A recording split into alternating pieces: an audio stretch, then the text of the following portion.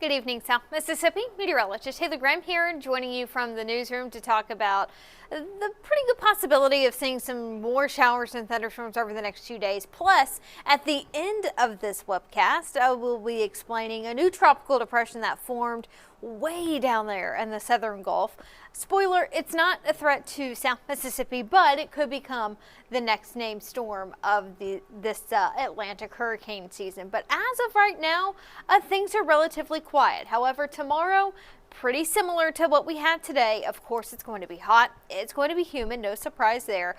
We're looking at a pretty good chance of seeing some scattered showers and storms by the late morning and into the early afternoon. And some of those thunderstorms may produce some heavy rain in a short amount of time.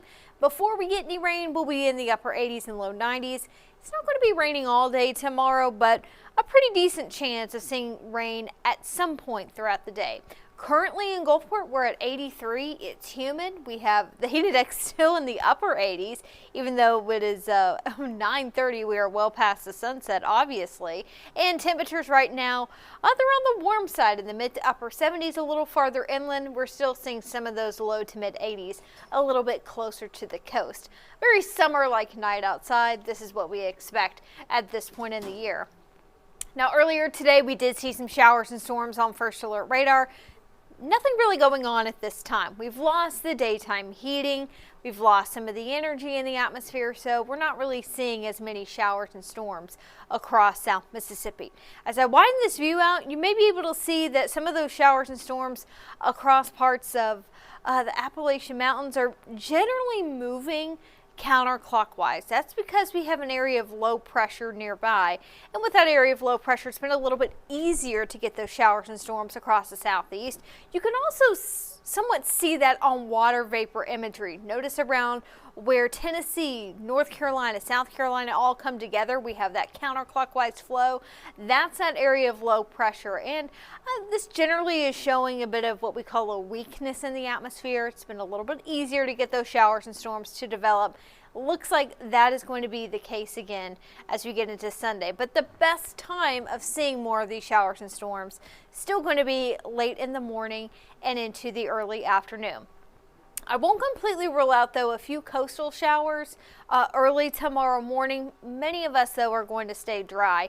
It's not really until the time when we get closer to lunchtime that I expect to see a few more of these showers and thunderstorms begin to develop. Now, some of these thunderstorms, like I talked about, may produce some heavy rain in a short amount of time. That could lead to some isolated flooding, especially if you saw some of those heavier downpours earlier today. By no means is that going to be a guarantee for everyone. Tomorrow may be one of those days where your neighbor down the street picks up a good bit of rain, whereas you hardly see anything at all. As we get past the sunset on Sunday, tomorrow, most of the rain starts to diminish, and then we do it all over again. Monday, we've got another pretty good chance of seeing some scattered showers and storms. Not going to be raining all day on Monday. Before we get the rain, we're right back into the upper 80s and low 90s, but as we get into the afternoon, we will be seeing a better chance of some of those scattered showers and thunderstorms. A little bit of a change, though, in our pattern as we get into the middle to end of the week. Rain chances don't go away completely, but they are going to be a little bit lower by Thursday and Friday, which, by the way, Friday, that is Independence Day, 4th of July. I know a lot of people will have outdoor activities throughout the 4th of July holiday, and especially that evening.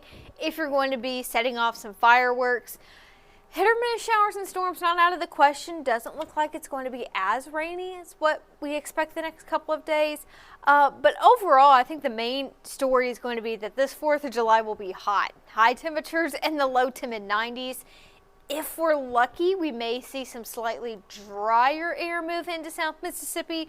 So fingers crossed that translates into a slightly lower humidity. I'm really hoping for that. But even then, even if the humidity is lower, temperatures are actually going to be able to climb up a few more degrees. So at this point, I am anticipating the low to mid 90s. But it's the 4th of July. That's what we expect at this point in the year. I'm just hopeful that we're not going to be dealing with too many showers and storms to impact those fireworks shows. So in the upper levels, as we head into the middle to end of the week for the 4th of July, we'll start to see some ridging taking place. It's generally an area of high pressure in the upper levels, starting to take a bit more shape over us. What we're also going to be watching right around this time next week is an area of low pressure and some tropical moisture that may be pooling around the northern Gulf Coast.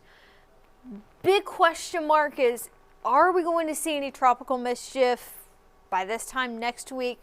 A lot of unknowns at this point. Some forecast models may be hinting at that, where we get this boundary that sets up over the Gulf Coast. Maybe something could spin up along that boundary. But even at this time, the National Hurricane Center has not highlighted anything. This is really just a wait and see situation at this point. But I'm just giving you a little bit of a heads up.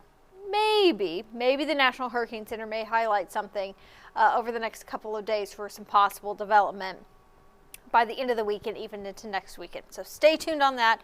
Nothing to panic about at this point, but some forecast models have been hinting maybe something trying to develop along the northern Gulf Coast next weekend. This is, again, a wait and see. I just want to emphasize that. Now, if that does play out where we get a lot of that tropical moisture to pull around the northern Gulf Coast, just be aware that if you have plans that 4th of July weekend to head out to Alabama and especially the Florida Panhandle, maybe dealing with some heavy rainfall at times along the beaches. Once again, this is a little bit of a wait and see situation. We'll see how trends continue.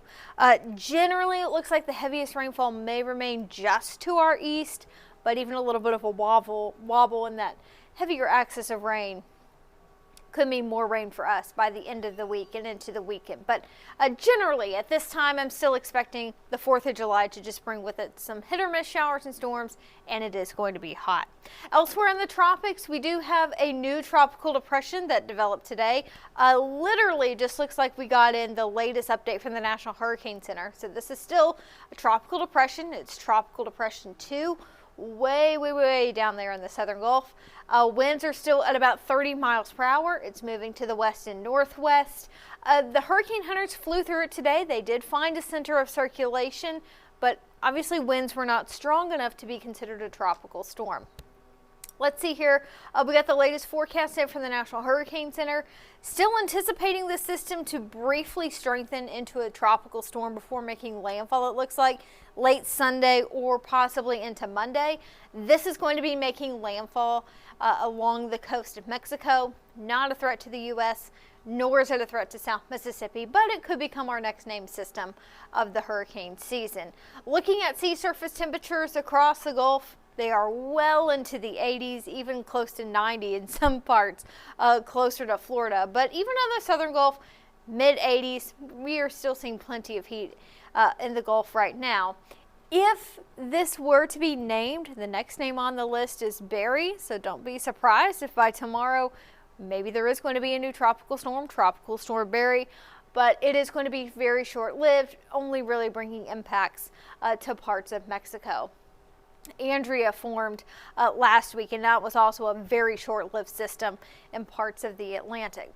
A look at your 7-day forecast. Pretty good chance of seeing some scattered showers and thunderstorms tomorrow, Monday, into Tuesday. Rain chances at this time for us like a little bit lower for the 4th of July, but we're still 5-6 days out away from that. A fluid situation at this point. We'll keep you posted on your holiday weekend because I know a lot of people probably going to be heading out to the beaches, not only here in South Mississippi, but along the Gulf Coast. We'll keep an eye on things. If anything tries to spin up next weekend, even at the beginning of the following week, we'll keep an eye on things. Like I said, the National Hurricane Center not having anything highlighted at this time, but we are in hurricane season, so it is a good idea to stay on guard.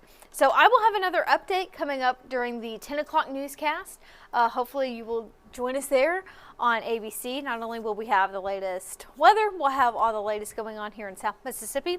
So with that, I will leave you there, and I hope you join us at 10.